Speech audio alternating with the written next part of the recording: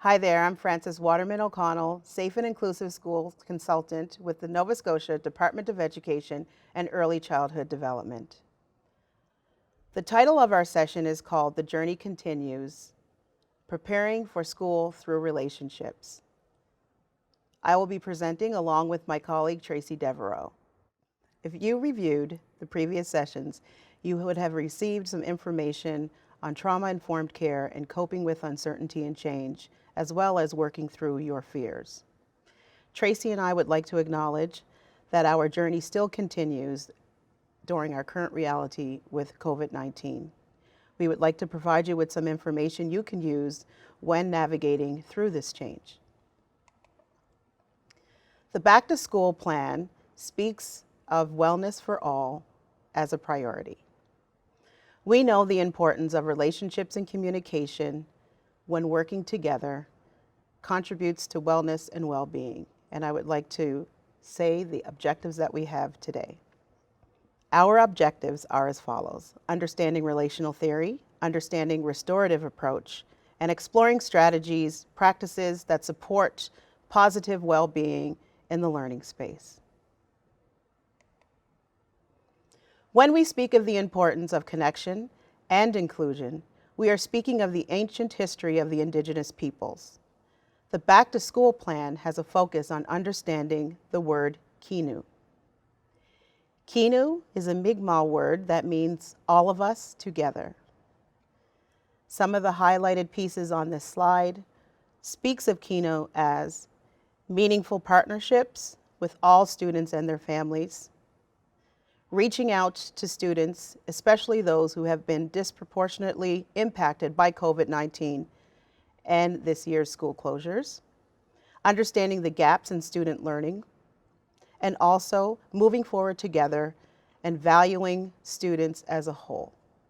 I will now pass it on to Tracy. Hi, I'm Tracy Devereaux.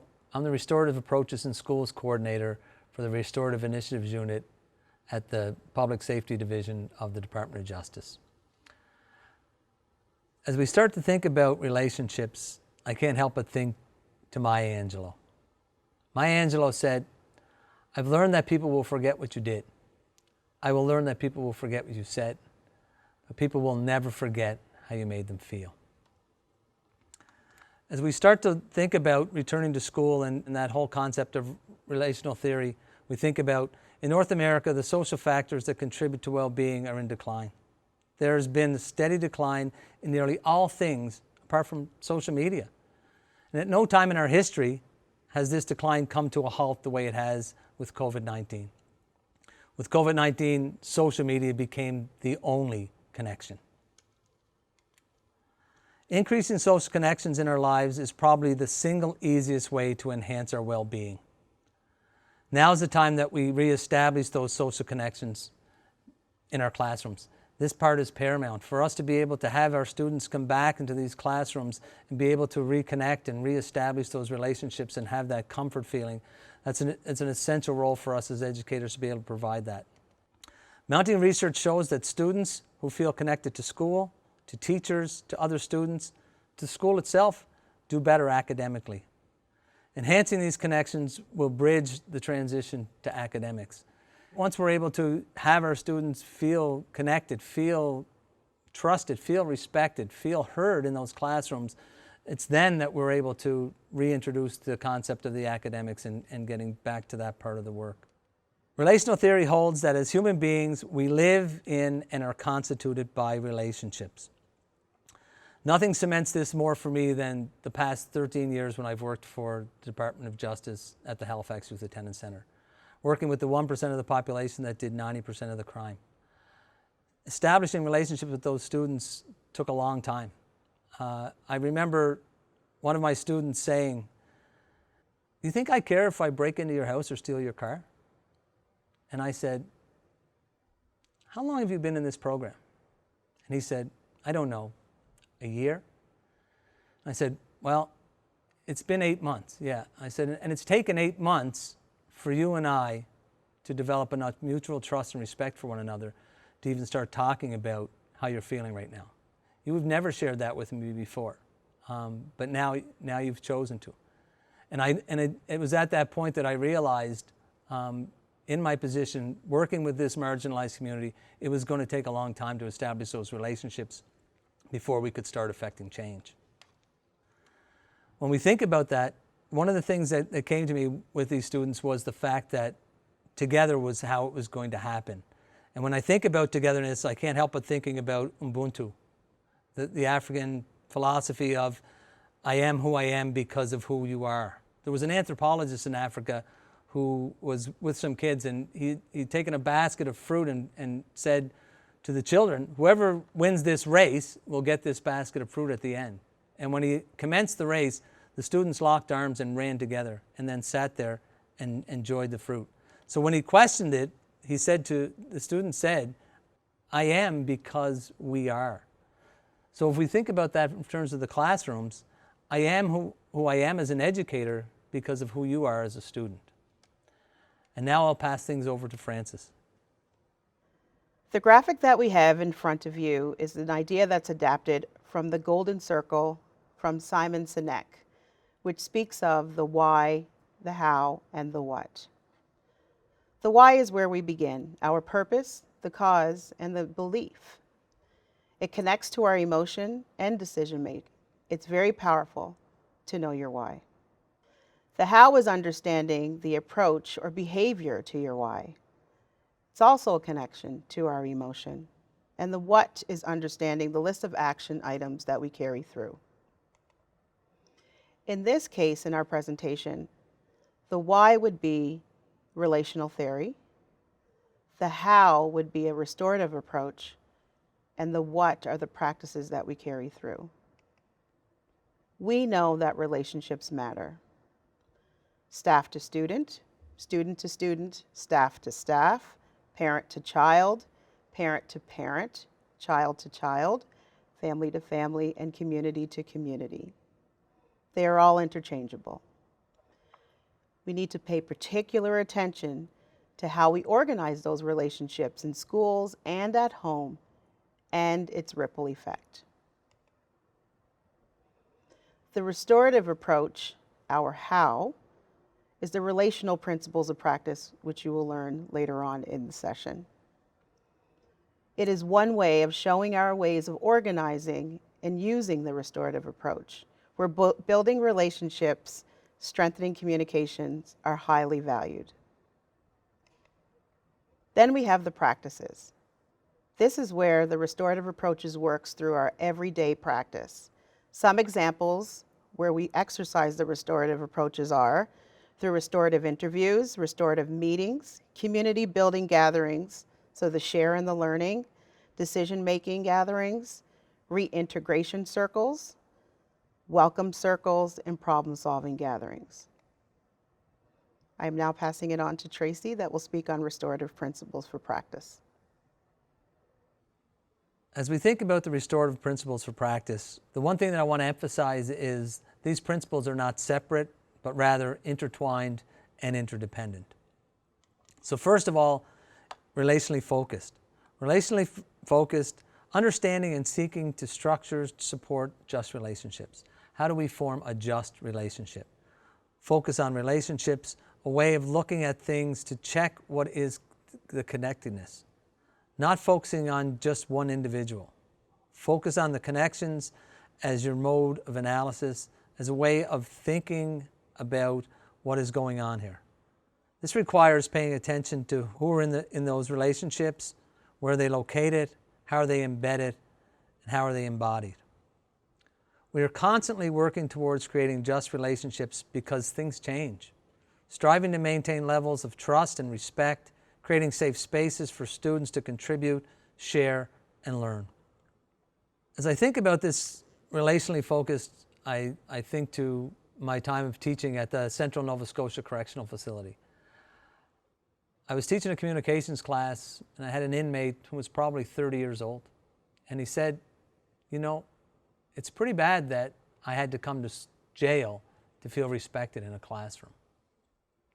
As I pondered that, I thought, so how is this young man's school experience, how was it structured in a way that made him feel this way? What were the situations that caused him to feel that he wasn't respected? When we talk about this relationship focused, being relationally focused, it's not just about sharing a relationship with your students. It's about taking that information and showing that that information is being listened to and utilized, so that that information is not just about, oh, we're kind of like friends. No, it's about, this is what's impactful, this is what this student needs to be successful in a learning environment. It's not about being individualistic. It's not about individuals. It's about the overall picture. Comprehensive and holistic, connecting the dots between issues, incidents, contexts, causes, and circumstances. Working in integrated ways, not silo and fragmented ways. So we're thinking about things relationally, means starting to map connections, connecting an incident to its context and its causes, or those people involved are connected. If we want to address an issue, what do we want to know? So what happened? So working in these integrated ways and non-siloed. Since 2006, when I worked at the Halifax Youth Attendance Center, those connections, those silos were an attempt to be broken down. We were a collaboration between justice, education, Department of Community Services, and health through the IWK forensics. And we were able to work in a way that those silos and that fragmentation got broken down, and we were able to focus on that whole child and everything about the aspects in that child's life. That connectedness, making those connections. So in this classroom, we're able to make those connections with those students when they're able to speak to us with those stories, that we're able to connect. Inclusive and participatory, allowing those children to be a part of the developing of those outcomes. When we look at empowering first voice, being trauma-informed, being culturally aware, and needs-based.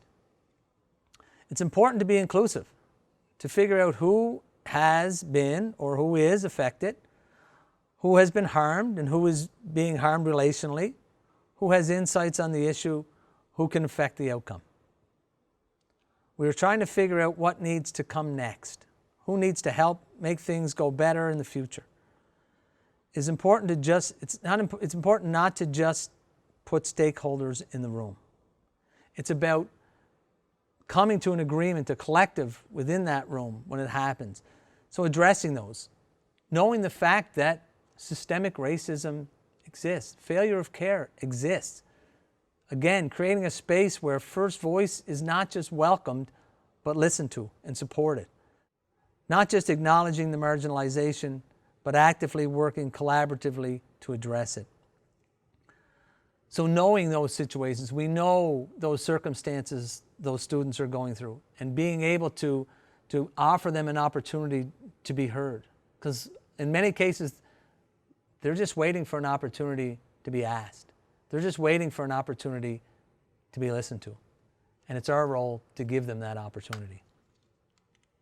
Looking longer and deeper at why these relationships matter, that isn't just about compliance. More than just feeling heard and included. It's not just simply about feeling heard. It's about what do they need to learn. Allowing them to tell those stories, and then us being the proponents of taking that knowledge and making the adjustments and creating the environment where they have that opportunity to be able to do that. Responsive, contextual and flexible practice, informed by data, still connected, being relational, always going back to the relational. Listening to the needs of our students and responding to those needs. Investigating the data and knowledge that can help affect progress, lasting change to the system, broader systems change as a result. But as we go through this, what do we do with that data? So it's okay to say, yes, I'm restorative in my classroom. How do we know? What do we do with the knowledge that we pick up over the course of the year? How do we analyze that data? What has changed? How have we progressed? That's the part that's important. It's one thing to say, yes, we sit in circles, and that's great. The circle offers an opportunity for that to happen.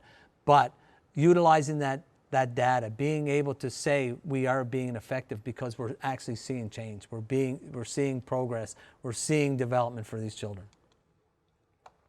Focused on individual and collective responsibility, shared responsibility for supporting the student and classroom success. Community values are that protect us all. So creating that environment where there is a sense of this community values, where the student feels they're contributing in terms of what is it that's going to make everyone in this classroom successful. What are the things that are going to allow everyone to be successful? And then being able to look at that. This is not just a plan. This is like a human rights issue. This is literally teachers being an opportunity to allow those students to say, this is how I feel, this is what's wrong, and then taking it and addressing those issues and being able to create an environment where everyone's able to be successful. And that comes with modeling the behavior. That's our role. As educators, that's always been our role. We model the behavior we want to see. We have to be there. We have to support. If we see things that aren't going well for that student, it is our job to interject. It is our job to seek out what that student needs. And that's our role. Collaborative and non-adversarial. There is no us versus them. It's pretty simple. It's we, right? So getting to the root causes and working collaboratively to create outcomes. So how do we as a group, how are we able to have our students be a part of that, to help decide what those outcomes look like and what are the drivers that get us there? And them having that voice, that first voice in there, and knowing that it's acknowledged and knowing that it's heard, that they feel respected in that classroom and have the courage to speak up. And finally, forward focused. We always have to remain forward focused. And when we think about that, I think of the restorative inquiry into the Home for Colored Children and St. Kofa. And St. Kofa is the bird with the feet pointed straight. The bird's head is turned, looking back with an egg in its mouth. And it reminds us that we have to use past knowledge to move forward. We're not going to live there, but we have to know that knowledge to move forward. So we're always looking at what we've done, where we need to make those changes. The purpose is to address either the harms to relationships or things in a relationship or connection that are not going well, or that which we need to sustain and support so that things continue to go well. We are responding. We do need to look back because we care about the context. We need to know what happened, but not to settle on some account or for ascribing blame. It's not about looking back to find that blame. It's about using that knowledge for us to move forward. We look back so that we can ask what happens next, so that we can think about what happens when that does happen, or is it happening? Does it matter what's happening now? It doesn't matter what's happening in the future. So as we think about the importance of focusing, what we want to narrow in on is our students. Around the periphery, we know that the academics and the outcomes and all of that stuff is there. But at this point, we really want to focus in on those students. We want to create an opportunity where they feel listened to. This is an opportunity for us as teachers to be able to show vulnerability. It's an opportunity for us to share the feelings that we had, that we went through this. And hopefully by doing so, it offers up an opportunity for them to feel comfortable, for them to feel trusting that they're able to share how they felt from the experience. I'm now going to pass this on to Frances. You've already heard the importance of being focused. And being focused on building relationships allows you to be in the present, listen attentively, erase the distraction, if only for a moment. See the person in front of you. That's validating and affirming. Provide clarity for solution-based thinking, and it allows you to have less conflicts. I'm going to read to you the slide that you see on the screen. It says, relational theory has significant implications for our thinking about schooling, moving us from traditional conceptions of schooling to a different way of thinking about schooling. When we look at that slide, what points out is moving from traditional ways of schooling to non-traditional ways of schooling. And we know that all too well, being impacted by COVID-19 since the spring. When we also look at the statement, keep in mind that this includes practices that welcome people in your place of learning first. You start with the center, you get to know the people in front of you, and then you introduce the outside world in. When we look at restorative approaches, there are benefits of using restorative approaches for students, staff, parents, and caregivers. This graphic shows the benefits of using restorative approaches for students, staff, parents, and caregivers. I would like to point out some highlights. All voices are heard. The skill sets of problem solving are evolving. Leadership development happens when using restorative approaches. Gradual release of responsibility for conflict resolution. Reduces stress levels around relationships. Here are some strategies that you can further explore and add to your already existing toolkit. The term before means that you can use these strategies before September the 8th, the return to school. Establishing your goal, and when you establish your goal, you will ask the question, who's going to be affected by this goal, and how are they going to be affected, and the way that we achieve the goal. Creating a safe physical and emotional space is important, not only for you, but of course for your students who will be coming in. Creating a gratitude wall, always looking at the successes that are happening in your classroom and in the school. Keeping that message and sharing with staff that some answers are going to take some time to find. But in the meantime, we can all get started. Maybe welcoming students back before school opens. Could be through a YouTube video, could be a virtual online invite. This lends itself to having maybe a classroom town hall with students to go through their wonders of remote learning. During your time with the students, so when they are into your classroom, build that classroom family bubble.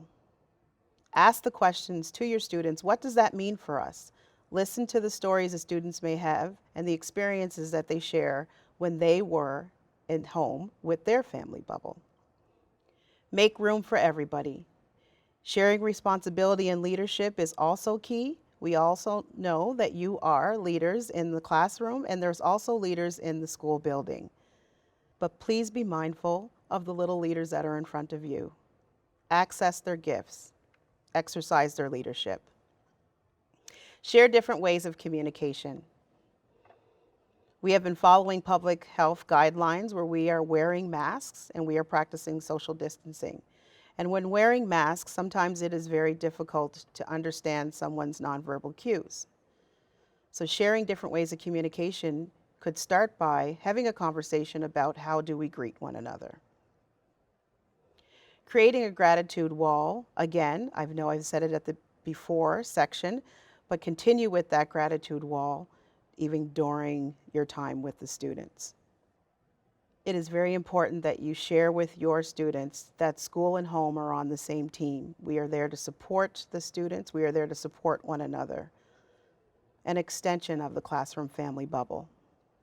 Validate feelings in the space and model positive language and behavior. It is very important that we remember that what we do and what we say, students are always watching.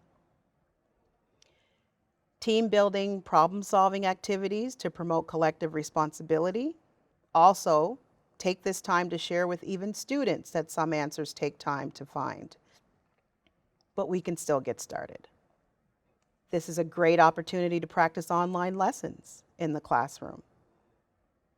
You are still covering the outcomes, but you can create a mock lesson that you can be able to determine to your students what it is that you're asking and also get a general feel of how they are navigating through the online lesson right in front of you. This is a great opportunity to also share your plan on how you'll carry out if remote learning happens. Ask students what they will need to make their home and school learning successful. Always absorb the humor when it happens and allowed shared stories to happen in that learning space. And at the end of the day, when you're saying bye to your lovelies, reflect on the gratitude wall. Take the information that you've learned from today, share it with your colleagues, and focus on your next steps. This slide speaks to students having stories. And we know the stories that we were told helped construct our identity. Sharing stories is an important step towards building a relational classroom. Everyone wants to feel like they have been heard and was provided that first voice. They do not need someone to speak for them. This is applicable to students, to educators, and to parents. Listening to stories is key. The benefit of stories, this graphic, also shows what it could look like in a child's mind, as well as our own. The graphic on the left is of a child with a one-track mind. That leaves for a homogeneous way of thinking, little room for exploration and engagement. What we want to strive for is what we see on the right. It's about hearing others' thoughts and experiences through story. That invites exploration, self-initiative to explore, to inquire, to be grateful of the differences that impact a positive society.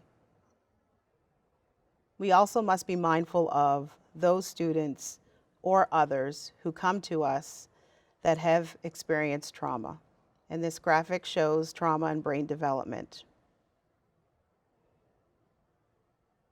When we look at the graphic, we look at that typical development where the cognition is the biggest part of activity in the brain. Then it moves to social and emotional, regulation, and survival. So when a person is not experiencing trauma, survival mode is not at the forefront. When a person is experiencing developmental trauma, the cognition decreases significantly, and what increases is their survival mode. We must pay particular attention to that, and sometimes you will get that through stories from the individual or through communication, whether it be verbal or nonverbal.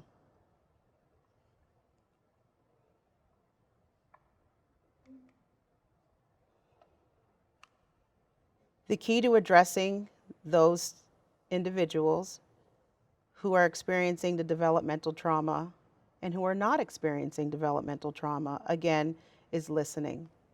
Listening and being relational. Also sharing your own stories and experiences, getting to that level of vulnerability where they can see that you are human too. Being present and genuinely interested. It will lock information that will help you better understand the connection that you have with the people in front of you. When all else fails, be like Siri. When you press that button and you hold it down, Siri says, "What can I help you with?" When you still do not answer, Siri continues to say, "Go ahead, I'm listening." This is something that I feel that we should practice more and more to make those connections for those that may become a little reserved in understanding what it is that you're trying to get from them. It helps create a building of trust. Don't forget to take those small moments of self-care throughout your day. This graphic speaks of 5-minute self-care tips that you can go through on your own and see which one best describes you or you can best connect with. Again, this is something that could be added to your toolkit. Remember, we as educators need time for ourselves to do what makes us happy. So at the end of the day, when you are making that transition from school to home, reward yourself. And however that looks, take time for you as you wind down from a workday.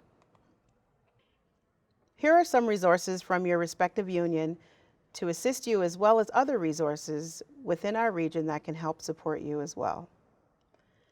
I'd like to thank my co-presenter, Tracy Devereaux, for assisting me throughout this session.